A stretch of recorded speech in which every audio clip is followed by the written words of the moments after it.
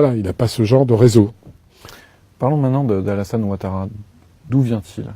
Alors, Alassane Ouattara n'est pas ivoirien, il est burkinabé. Alors, je sais qu'aujourd'hui, ça paraît être un combat d'arrière-garde, mais c'est un fait. Il a commencé toute sa carrière avec un passeport burkinabé. Il était déclaré comme burkinabé partout, c'est-à-dire originaire du Burkina Faso. Il a été appelé par Houphouët-Boigny, le premier président de Côte d'Ivoire, comme Premier ministre dans les années 90, en 94, pour, en réalité, parce que c'est un technicien, il était au FMI, pour s'occuper en particulier de la dévaluation du franc CFA. Voilà, c'est un technicien. Et des ambitions lui sont venues à ce moment-là, et notamment parce qu'il a rencontré aussi son épouse, qui est une femme très ambitieuse, une grande femme d'affaires, qui a géré, parce qu'elle était devenue amie très intime du patron de la BCEAO, de la Banque centrale d'Afrique de l'Ouest, ensuite très très proche de M. Houphouët-Boigny, très intime de M. Houphouët-Boigny. On lui a attribué, comme ça, parce qu'elle a beaucoup de talent, sans doute dans les affaires, qui a été charmante, on lui a attribué la gestion de l'immobilier de la Côte d'Ivoire. Il faut savoir qu'à l'époque, l'immobilier de la Côte d'Ivoire, c'était l'immobilier d'Houphouët-Boigny. La caisse, il n'y avait pas deux caisses, il y avait une seule. Et ensuite, d'ailleurs, par ses relations, elle a géré l'immobilier de la famille Bongo. Alors on attaque beaucoup la famille Bongo sur ses biens, mal acquis, bien acquis, j'en sais rien. La France fait la morale à tout le monde de toute façon. Mais il se trouve que c'est Madame Ouattara qui l'a géré ici, à Paris, dans le place Victor Hugo, avec son agence. Donc, elle a beaucoup d'ambition, elle rencontre Ouattara, et elle épouse Ouattara. Ce qui fait beaucoup de peine à Houphouët-Boigny, paraît-il, et ça serait la raison pour laquelle Jacques Chirac n'aimait pas Ouattara. Parce qu'il avait, selon le chargé des affaires africaines de l'Élysée à l'époque, M. Bonnecorse, il avait piqué la femme d'Houphouët. Dixit, M. Bonnecorse. D'accord. Et l'affaire Armajaro, est-ce que vous pouvez m'expliquer? Armajaro, c'est un géant du cacao anglo-saxon qui fait un travail formidable puisqu'ils ont beaucoup d'intérêt dans le cacao dans le monde entier, et notamment en Côte d'Ivoire, puisque la Côte d'Ivoire est le premier producteur mondial de cacao, et que le cacao, c'est mieux que le pétrole, puisqu'il n'y a jamais assez de cacao, puisque tous les pays émergents, tous les pays qui sont devenus des pays de grande consommation, notamment aujourd'hui la Chine, mais beaucoup de pays s'intéressent au cacao, il n'y a pas assez de cacao dans le monde. Donc on est sûr de vendre toute sa production. C'est coté en bourse, c'est une valeur sûre. La Côte d'Ivoire produit 40 à 50% du cacao mondial. Et Armajaro a des intérêts en Côte d'Ivoire qui ont été représentés, c'est terminé aujourd'hui, mais par le fils de Madame Ouattara, qui était l'homme de Armajaro en Côte d'Ivoire. Et il se trouve que juste avant quand il y a un événement, c'est-à-dire quand il y a un coup d'État ou quand il y a une préparation de guerre, ça a été le cas avant les élections, là, en Côte d'Ivoire. Ça a été le cas en 2002, quand il y a eu le coup d'État contre Gbagbo. On s'aperçoit qu'il y a des achats massifs de cacao par Armajaro, qui le stocke et qui le revend quand la crise est là, c'est-à-dire une guerre, évidemment, beaucoup plus cher. Donc Gbagbo dit souvent, pour savoir ce que préparaient mes ennemis, il me suffisait de regarder ce qu'achetait Armajaro comme cacao. S'ils en achetaient beaucoup, c'est qu'on préparait un mauvais coup et qu'on allait stocker pour faire monter les coûts, les cours et les prix. Donc revenons à la CPI maintenant. Quels sont les torts des deux côtés, en fait, Ouattara et Gbagbo, pour la CPI? Est-ce que Alassane Ouattara est inculpé également à la CPI? Alors, c'est un des problèmes, c'est une des raisons pour lesquelles, quand on demande si on est partisan de Gbagbo, oui, parce que le procès est de toute façon basé sur des choses injustes, puisqu'il y a eu guerre civile. On peut concevoir que la CPI intervienne, pourquoi pas, mais à ce moment-là, il faut que tous les protagonistes soient présents, puisqu'on sait que l'agression militaire est venue des rebelles, à partir du Burkina Faso. C'est-à-dire que l'agression de la Côte d'Ivoire, c'est pas Gbagbo. Celui qui a déclenché le feu et la violence, c'est pas Gbagbo. Gbagbo était élu, on n'arrivait pas à organiser d'élections parce que le pays était occupé, mais au départ, il y a un coup d'État armé, avec des gens en armes qui finissent par occuper le pays.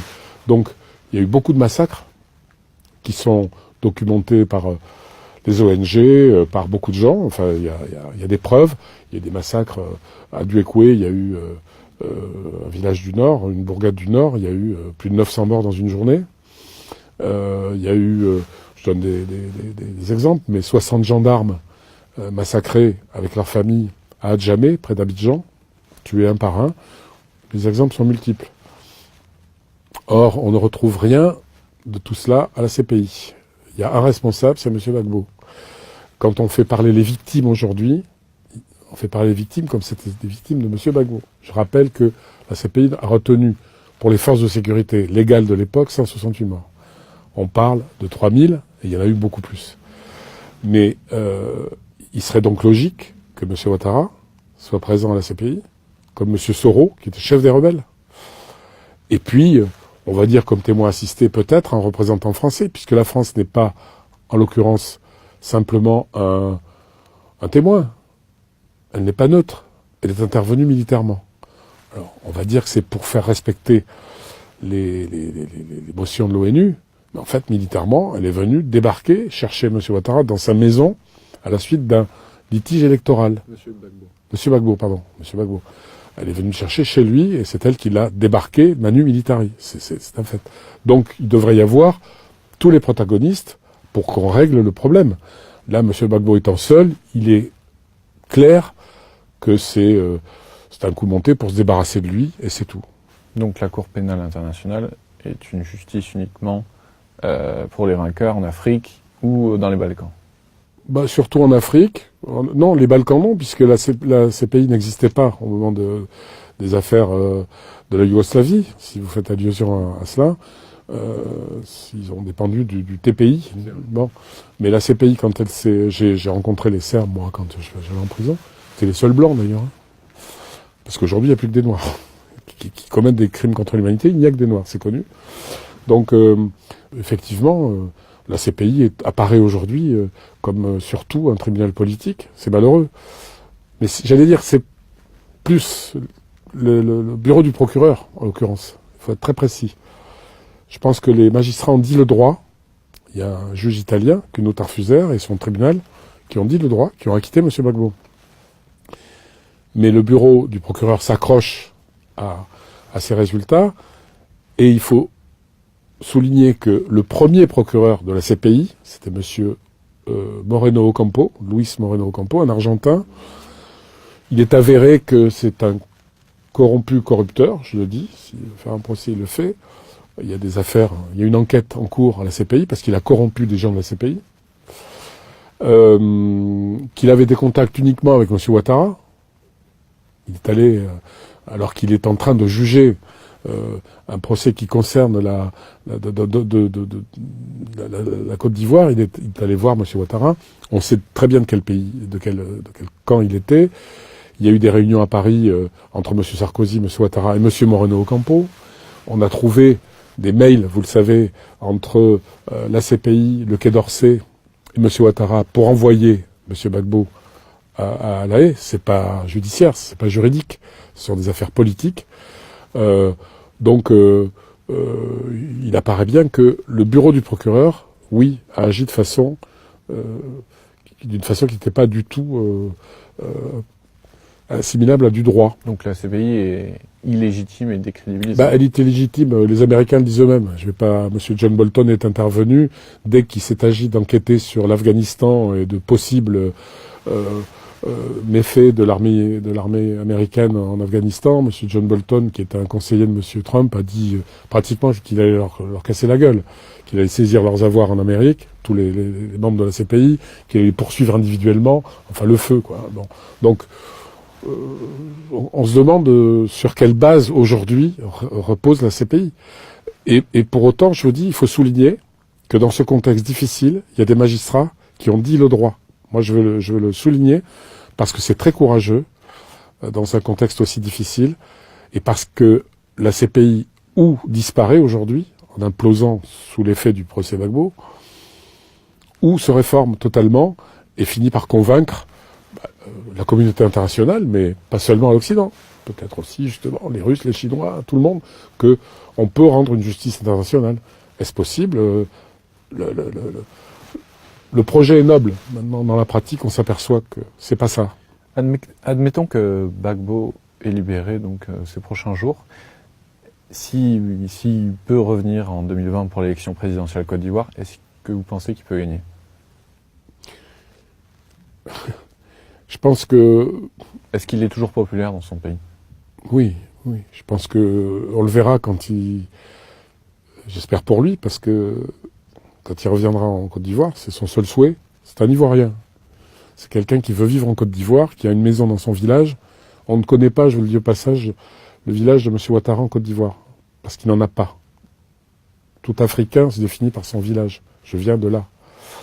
M. Ouattara est incapable de citer son village puisqu'il n'en a pas en Côte d'Ivoire. Je le dis au passage parce que c'est important de voir comment les gens sont enracinés, sont légitimes dans leur pays. Donc évidemment, M. Gbagbo veut rentrer dans son village, veut rentrer à Abidjan et naturellement aussi faire de la politique. C'est un homme politique qui fait... Sa vie et la politique ne font qu'un. Il fait de la politique depuis l'âge de 20 ans avec des objectifs très précis pour son pays. Jamais pour lui, parce que Ouattara lui a un jour demandé comment il se faisait qu'il prenait pas d'argent sur les marchés qu'il passait avec les grandes sociétés étrangères. Voilà. C'est une question que lui a posée M. Ouattara. Et Gbagbo lui a répondu, je fais de la politique, pas des affaires.